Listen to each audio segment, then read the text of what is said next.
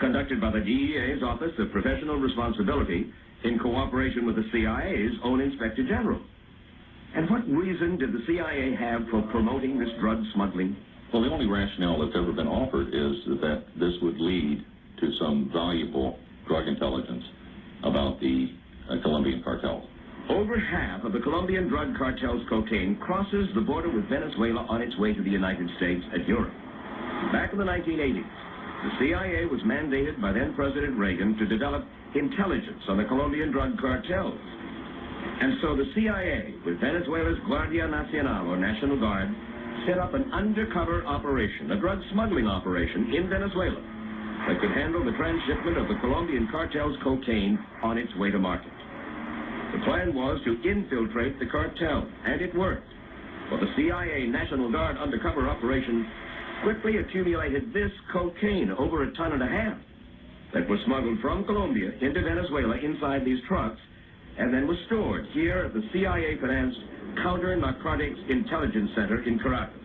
The center's commander and the CIA's man in Venezuela was National Guard General Ramon Guillen Davila. I tried to work together with them. I was always aware of this. That is the voice of Annabella Grimm you're about to hear.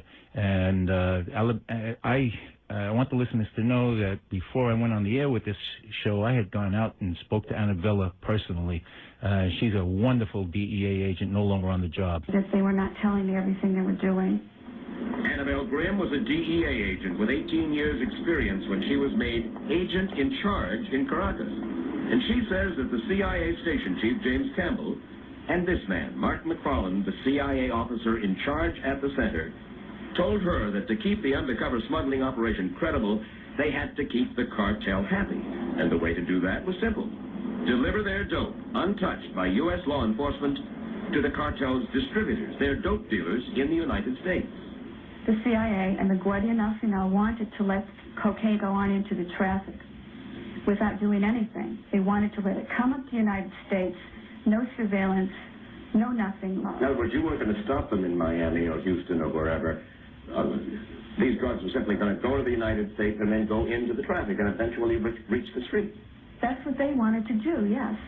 And we had very, very lengthy discussions where I told them what the U.S. law was and the fact that we could not do this. So here you got Jim Campbell, chief of station, who knows about this. Mark McFarland, CIA officer, knows about this, and are stimulating this business of sending what are uncontrolled deliveries of drugs, smuggling drugs into the United States, right?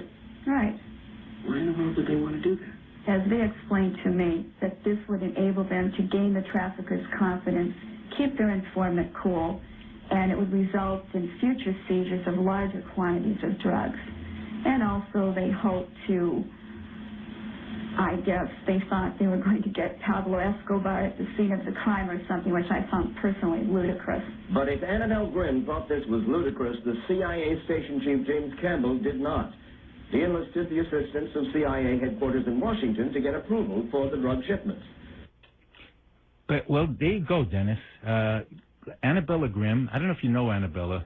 Annabelle Grimm worked in one of my Syntac investigations when she was in the San Diego office of BND and DEA, and has always been a very, very effective warrior in the war against drugs. A professional, like yourself. We're going to get into this, too. DEA, even in the current training of FBI agents, as I just found out, DEA is being omitted from the training.